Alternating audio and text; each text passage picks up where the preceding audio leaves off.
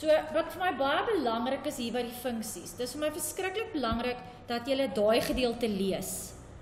Dis baie belangrik om te lees, want een van die goeders wat verskriklik aanpassing is vir van die graad 10 na graad 11 en van graad 11 na graad 12, verskriklik baie inligting word daar gegee. En dit word nie noodwendig op jou skets aangeteken nie. So graad 10 as jy gewoon aan goed word aangeteken, nou jy skielik gebeur dit glad nie meer nie. So jy moet mooi lees.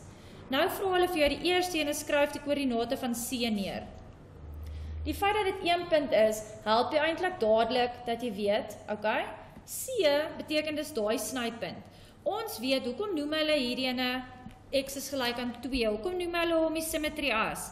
Want dit beteken jou parabool vou op daai lyn waar hy gelyk is aan 2. So dit beteken hierdie kant gaan 1, 2 eenhede na daai kant toe wees. Dit beteken van die symmetrie as gaan dit 1, 2 na C toe wees.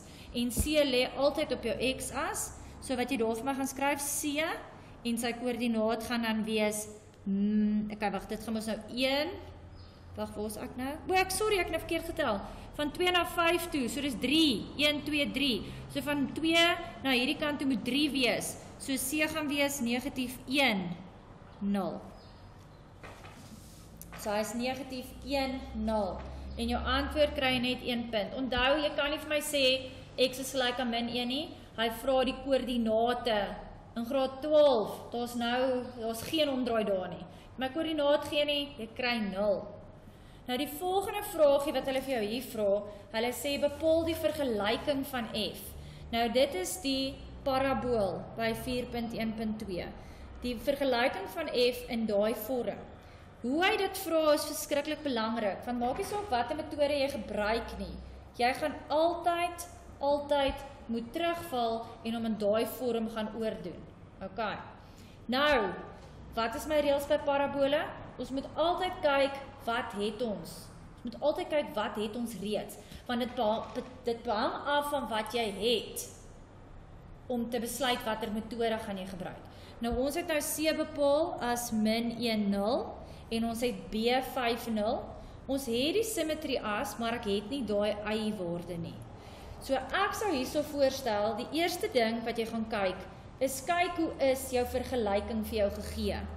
Hy sê vir jou, y is gelyk aan x kwadraat plus bx plus c. Ouens, kyk mooi vir my, en dis 'n groot vangplek. Elke liewe jaar is daar so ding in die matriek vraestelle. Wat is die waarde daarvan vir x kwadraat? Is daar 'n 1 of is daar 1 of is daar 'n a? Daar's nie 'n a nie, so dit beteken hy is 1. En daai 1 staan dan mos eintlik in die plek van a. Onthou dit, dis belangrik, julle moet julle goeders mooi lees. So as ons nou van hier af gaan, wat het ek gekry? Ek het my 2 x afsnitte gekry. Dis wat ek by hierdie vraag gekry het, 2 x afsnitte. So watter metode gebruik ek? Ek gebruik my metode waar ek sê y is gelyk aan a, x min x1, x min x2. Dis die metode wat ek gebruik as ek 2x afsnitte kry. Nou, wat is daai x1 en x2? Dit is die wortels, dis die x afsnitte. Ek gaan nou langpad uitskryf, jy hoef obviously nie, jy kan hom dadelik aanpas. So daar weet ons, y is gelyk aan a, x, as ek gaan kyk daar, dan is dit x min 1, nee, in hakies, en dan is dit x min 5, daar sy. Vereenvoudig dit wat in my hakies staan, y is gelyk aan a, x plus 1, x min 5. Nou ouens, gewoonlik hierso, as ons nie die a gehad het nie, sou ons nou 'n ekstra punt instel. Enige ekstra punt wat op jou grafiek lê. Maar wat het ons reeds in die vraag gesien? Ons het reeds gesien dat die waarde van a is 1. So jy hoef nie daai ene eers van die begin af in te geskryf het nie, want jy het eintlik van die begin af gesien is 1. Van die begin af gesien is 1. So al wat oorbly is dat jy hom nou moet gaan uitmaak. Want jy sit nou basically, daai 1 maak ons nou nie 'n verskil nie, so jy hoef hom nie eers te skryf nie. Nou is dit daai omarmhaal, ouens, wat ons in graad 9 en 10 geleer het.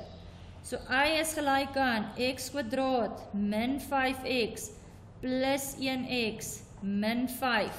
Vereenvoudig jou middelterm en jy kry y is gelyk aan x kwadraat min 4x min 5.